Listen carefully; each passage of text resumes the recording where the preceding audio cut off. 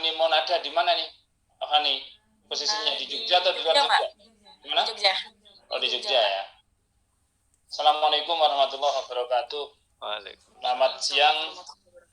Salam sejahtera bagi kita semua, Bapak dan Ibu sekalian, para penguji, saudara Fani yang lagi deg-degan kayaknya ya, yang berbahagia ini. Dekan Pak. Ya, tentu kita bersyukur bisa menyelenggarakan ujian akhir, ujian tesis yang Fani tulis ya. Pada siang hari ini Prodi Manajemen Magister Ekonomi Syariah FEBI UIN Sunan Kalijaga menyelenggarakan uji tesis saudari Fani Monada Esa Putri dengan judul Determinan Pertumbuhan Ekonomi di Negara Oki. Mari ujian ini kita awali dengan basmalah.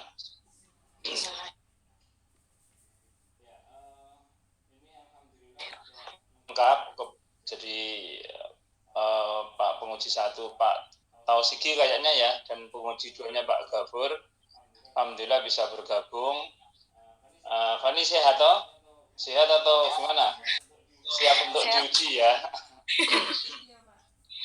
Iya Pak. Oke, mungkin saya ngantarkan saja. Silahkan dipresentasikan lebih dahulu ya sebelum Bapak-Bapak penguji nanti menanyakan, mengonfirmasi, bahkan mungkin membuka temuan kalian gitu. Silahkan dipresentasikan dulu. Assalamualaikum warahmatullahi wabarakatuh. Selamat siang. Sebelumnya terima kasih atas kesempatan yang diberikan kepada saya pada siang hari ini. Di sini saya akan mempresentasikan hasil tesis saya yang berjudul Determinan Pertumbuhan Ekonomi di Negara Oki.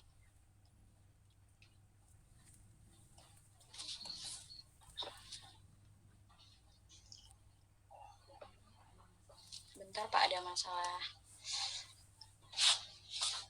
yang mau di-enter.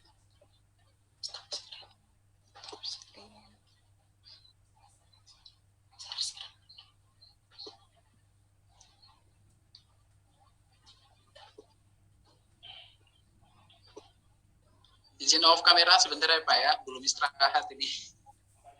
Apanya? Saya izin off kamera. Oh gitu ya? Ya, belum istirahat ya Pak.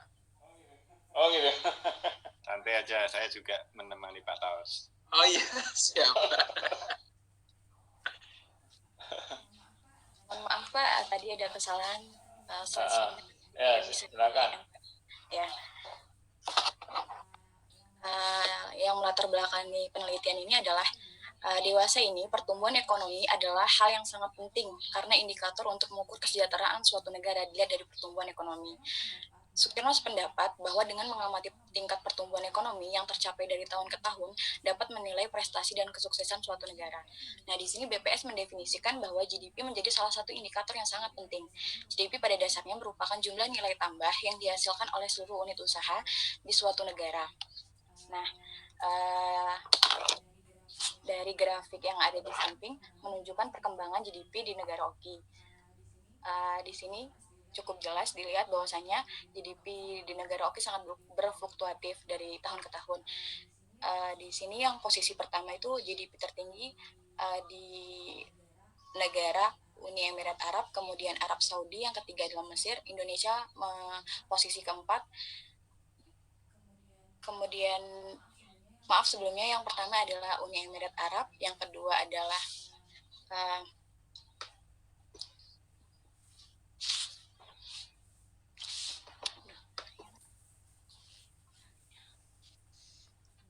bentar Pak.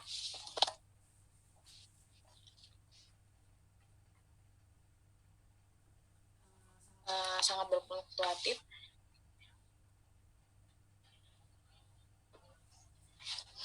Di sini yang pertama adalah negara Uni Emirat Arab, yang kedua adalah Malaysia, yang ketiga adalah Arab Saudi, yang keempat posisinya adalah Indonesia, yang kelima Mesir, yang keenam adalah Nigeria, dan terakhir adalah Pakistan.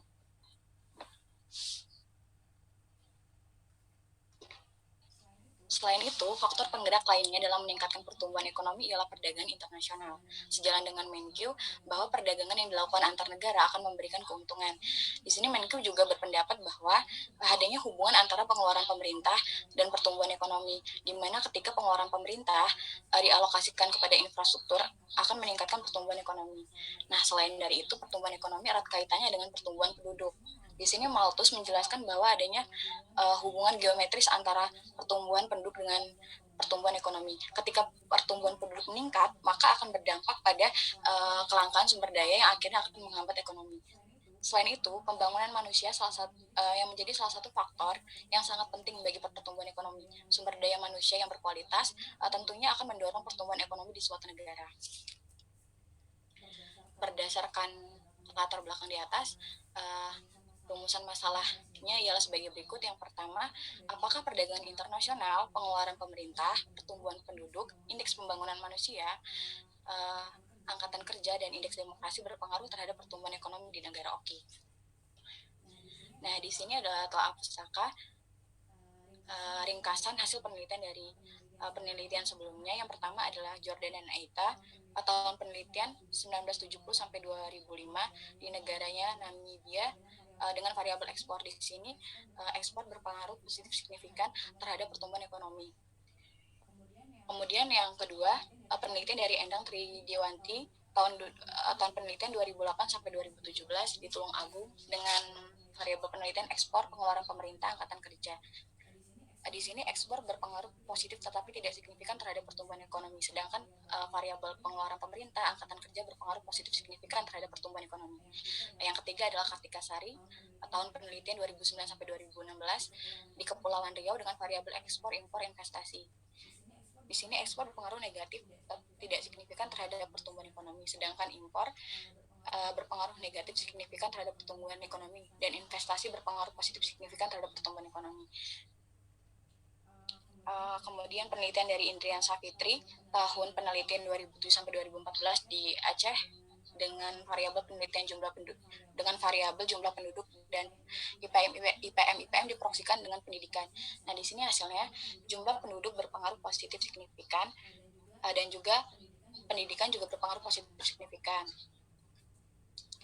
Kemudian Misael Apiah tahun penelitian 1990 sampai 2015 di Afrika dengan variabel tenaga kerja, investasi, dan Human Development Index. Hasilnya ketiga variabel berpengaruh signifikan terhadap pertumbuhan ekonomi. Nah, di sini adapun hipotesis yang dibentuk dalam penelitian ini adalah ekspor, government expenditure atau pengeluaran pemerintah, yang ketiga pertumbuhan penduduk, yang keempat adalah Human Development Index, yang kelima angkatan kerja, yang keenam adalah indeks demokrasi, berpengaruh positif signifikan terhadap pertumbuhan ekonomi di negara OKI pada tahun 2009 sampai 2018. Jenis dan data penelitian yang digunakan ialah data sekunder. Fokus penelitian dilakukan di negara OKI yaitu Indonesia, Brunei Darussalam, Malaysia, Arab Saudi, Mesir, Pakistan, Uni Emirat Arab dari tahun 2009 sampai 2018. Data yang dikumpulkan dan dianalisis dalam penelitian ini adalah data yang diperoleh dari World Bank, UNDP, dan Economic Intelligence Unit. Metode regresi data panel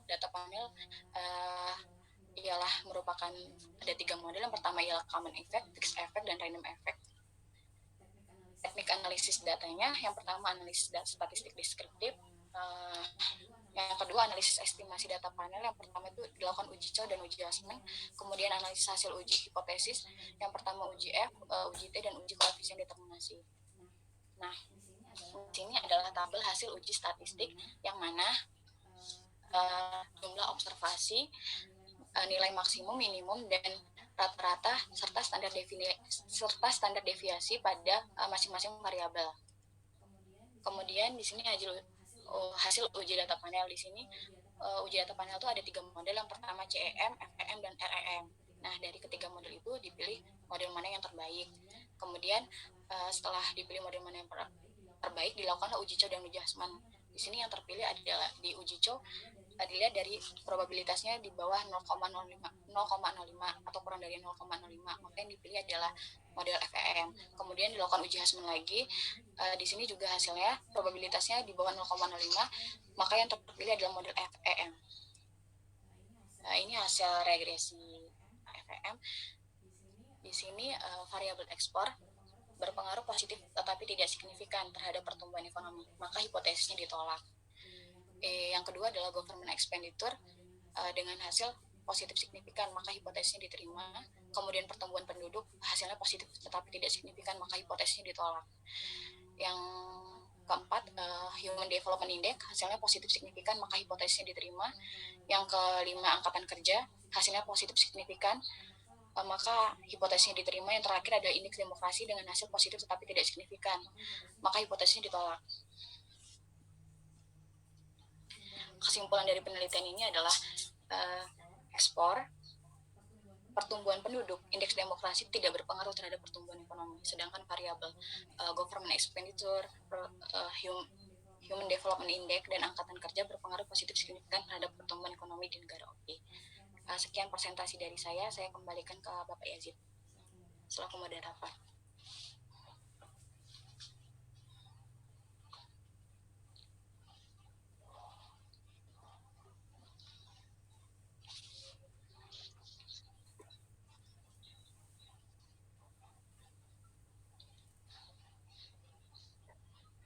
Mohon maaf Pak, suaranya masih mute. Pak. Oke ya.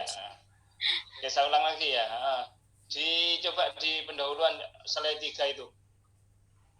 Slide 3. Ini Pak.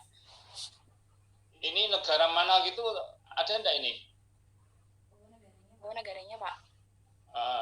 Ini Indonesia, apa itu? Indonesia, Nigeria, Arab Saudi, Mesir, Malaysia, Pakistan, Uni Emirat Arab, Pak. Nah, sementara yang ingin kamu riset tadi pertumbuhan ekonomi negara oke mana aja? Negara oke ke-7 negara ini, Pak. Oh ini ya. Berarti ini 6 atau 7 nih? 7, Pak. Oh ya, 7 ini ya, oke. Tapi kayaknya memang masih perlu ditambah itu ya. Iya, Pak. Terus kemudian ya mestinya tesis itu mestinya menjelaskan kalau hasilnya ditolak. Ini kan apa pesan saya bolak-balik itu ya, tentang hasil kalau ditolak mengapa, alasannya apa gitu. Jadi tidak hanya sekedar untuk mendeskripsikan hasil statistiknya, tapi lebih dari itu ya maksudnya ada penjelasannya. Oke, lebih lanjut monggo Pak Tausiki. Silakan. Ya baik, terima kasih Pak Dr. Kaprodi MKS ya, Ketua Sidang, Dr. Yazid. Terima kasih sudah memberi kesempatan kepada saya. Selamat ya Mbak Fani Monada ya.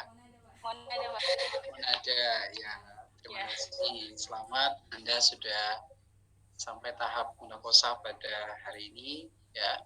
Tentu sebelum munakosa hari ini ya, Anda sudah melewati proses penempaan ya oleh DPS Jenengan ya. Dosen pembimbing ya. Baik, saya sudah mendengarkan apa yang sudah Anda paparkan dan sudah juga membaca draft yang sudah diajukan melalui pengelola prodi ya. Namun saya harap apa yang akan saya tanyakan, yang saya sarankan ini nanti Anda menerimanya ya Mbak Fani ya, untuk menyempurnakan draft tesis yang sudah Anda ajukan ini. Ya. Oke, saya coba share screen aja. Monggo ditutup dulu Mbak. Ya Pak, sudah. Iya, jadi setelah saya membaca draft Anda ini, saya cukup banyak catatan ya Mbak Fani. Saya kurang tahu kenapa ya, apa mungkin karena buru-buru ya mengejar deadline ya atau apa, saya nggak paham ya, tetapi saya ingin konfirmasi dulu. Satu, tadi sudah disinggung oleh Pak Yazid, ada 7 negara tadi ya, negara OKI ya yang menjadi sasaran penelitian Anda ya Mbak? Iya Pak. Kenapa bukan semua? Kenapa hanya 7? Kenapa bukan negara lain? Ya, pertama itu kenapa saya memilih negara oki itu saya melihat ini Pak, pada tahun bukan negara oki yang saya maksud, kenapa hanya 7 dari sekian banyak negara oki? Ya, kenapa dari sekian banyak 7 negara oki, karena dari 7 negara itu saya melihat dari 7 negara itu kan ada GDP-nya tertinggi dan terendah Pak. Contohnya saja di Uni Emirat Arab, Malaysia sama Arab Saudi itu GDP-nya kan tertinggi. Nah, dan saya itu menggabungkan antara GDP yang tertinggi dan terendah Pak. Kenapa 7 negara oki? Karena berdasarkan data itu ada beberapa negara yang memang tidak ada. Misalnya contohnya di indeks demokrasi itu ada datanya yang tidak memungkinkan untuk tidak ada gitu Pak, jadi tidak bisa saya masukkan karena tidak memungkinkan. Alasan tidak memungkinkan apa? Tidak tersedia data atau apa? Tidak tersedia datanya Pak. Oke, ada berapa negara oki yang ada? Negara oki ada 57 Pak. 57. Nah, kalau tadi Anda mengatakan hanya karena ke-7 negara ini ada yang tinggi, ada yang rendah, saya pikir banyak lagi negara yang lain begitu ya, yang tinggi dan yang rendah. Alasan seperti ini sepertinya ini kurang ilmiah ya Mbak. Ya, mestinya diperkuat argumen yang lain ya. Apakah karena ke-7 negara ini berada di dalam satu wilayah yang berdekatan sehingga problemnya ini relatif identik ya, atau karena alasan yang lain, mungkin mereka punya kasus persoalan yang sama, atau mungkin mereka punya sistem pemerintahan yang mirip begitu, sehingga nanti problem kajian pertumbuhannya bisa saja ya ada keterkaitan. Tetapi kalau Anda mengatakan bahwa karena ke-7 negara ini ada yang tinggi dan ada yang rendah, saya pikir ini kurang ilmiah. Ada lagi yang lebih rendah dari sini, ada yang menengah, kenapa nggak menengah? Ya justru itu, sehingga ini tolong dipertajam argumennya ya, dari saya argumen yang lebih ilmiah lah. Lalu ini bersifat teknis ya Mbak ya, misalnya ini saya coba buat coretan sini ya, ini barangkali dalam penulisan kalimat ya, ada beberapa kalimat yang saya baca itu enak didengar, tapi kadang-kala juga kalimat itu kurang enak dibaca ya, kurang mengalir dengan baik. Ini sama contohnya begini, ini sekedar sampel ya, sampel bukan berarti hanya ini yang salah ya. Kendati demikian, Uni Arab Emirat pada tahun 2018 GDP per kapita negaranya mencapai sekian. Padahal kalimat yang di atasnya Anda mengatakan dari 7 negara ini ya pendapatan per kapita tertinggi pada setiap tahunnya. Nah, jadi kalimat yang ini dengan kalimat ini kok kurang matching ya. Iya. Kalau misalnya alasan Anda karena ke-7 negara ini adalah negara yang memiliki PDB per kapita yang tertinggi, ya mungkin bisa jadi itu masuk akal. Inilah makanya kenapa Anda fokus pada 7 negara tersebut. Begitu. Tetapi tadi Anda menjelaskan ada yang tinggi, ada yang rendah. Nah, ini kayaknya kurang matching dengan apa yang Anda tuliskan di sini. Ya. Jadi catatan saya di sini adalah coba diperhatikan setiap kalimat yang dituliskan seperti ini kurang matching lah, kurang enak untuk didengar ya atau dibaca. Anda menjelaskan bahwa 7 negara ini adalah PDB tertinggi, lalu Anda menggunakan kendati demikian. Kata kendati demikian ini kan menunjukkan pertentangan kan? Iya Pak. Ya, oke. Lalu ini juga ada teknis-teknis ya, barangkali ini nanti bisa Anda baca sendiri catatan-catatan teknis ini. Saya tidak masuk ke situlah ya, ada beberapa hal yang teknis. Nah, konten ini mengenai rumusan masalah. Oke, Anda mengatakan di rumusan masalah yang keempat, apakah IPM atau Human Development Index berpengaruh terhadap pertumbuhan ekonomi? Apa bedanya pertumbuhan ekonomi dengan HDI itu? Bukankah dua indikator ini sebagai salah satu atau ukuran yang dipakai untuk kemajuan sebuah negara? atau pembangunan sebuah negara? Kalau misalkan ini Pak, hubungannya itu indeks Human Development Index itu kan adalah kualitas modal manusianya Pak. Sedangkan pertumbuhan ekonomi itu adalah indikator untuk mengukur kesejahteraan suatu negaranya. Bukankah di dalam HDI itu ada indikator ekonominya juga, pendapatan per kapitanya? Iya Pak, ada pendapatan per kapita, dan kesehatan. 3 indikator kan yang dipakai di situ dalam mengukur HDI kan, kesehatan, pendidikan, dan pendapatan per kapita. Iya Pak, benar. Nah, terus apa bedanya? Nah, untuk menjawab itu, apa teori yang menjelaskan hubungan ketergantungan antara dua variabel ini? Maksud saya adalah ketika Anda mencari variabel bebas sebagai variabel penentu sebuah variabel dependen, mestinya kan ada argumen teori atau acuan teori yang mendasarinya. Nah ini, kira-kira apa teori yang menjelaskan ini? Teori apa? Bahwa HDI ini sebagai penentu dari pertumbuhan. Teorinya Cipto Herijanto Pak. Itu teori atau hasil riset? Teori Pak, dari bukunya Cipto Herijanto. Oke, coba dibaca alinea berapa?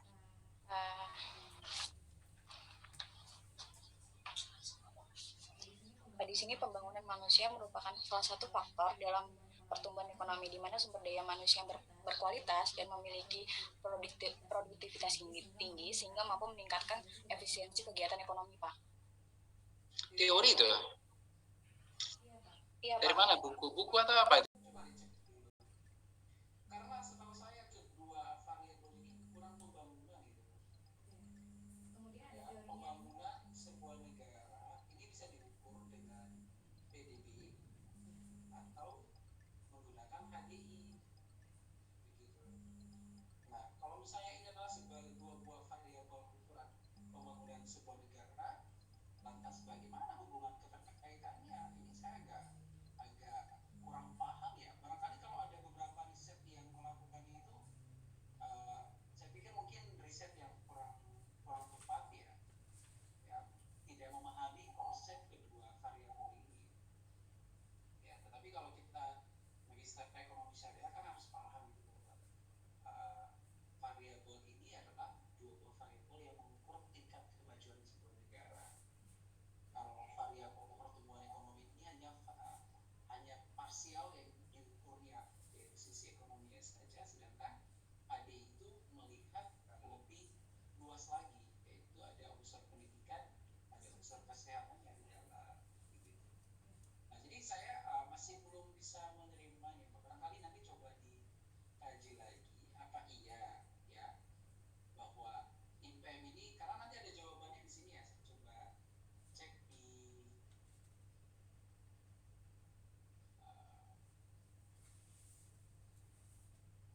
itulah pustaka di rumusan hipotesis itu ya, di pengembangan hipotesis ini.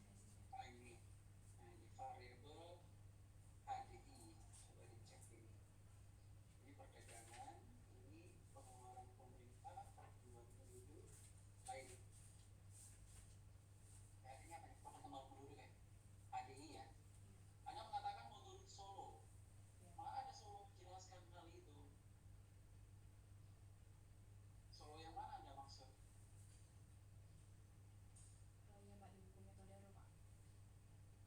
Coba dicek lagi. Ini saya pikir karena kopas-kopas dari berbagai sumber ini, sehingga ada kesalahan. Teori Solo itu jelas ya, dia mengadopsi teori pertumbuhan ke-12. Bahwa ya toh, yang mempengaruhi pertumbuhan, ya, yang mempengaruhi output itu adalah satu pertumbuhan penduduk, akumulasi modal, dan kemajuan teknologi. Iya, apa yang Anda katakan sini? Menurut Solo mengartikan bahwa 3 hal yang menyebabkan kenaikan kuantitas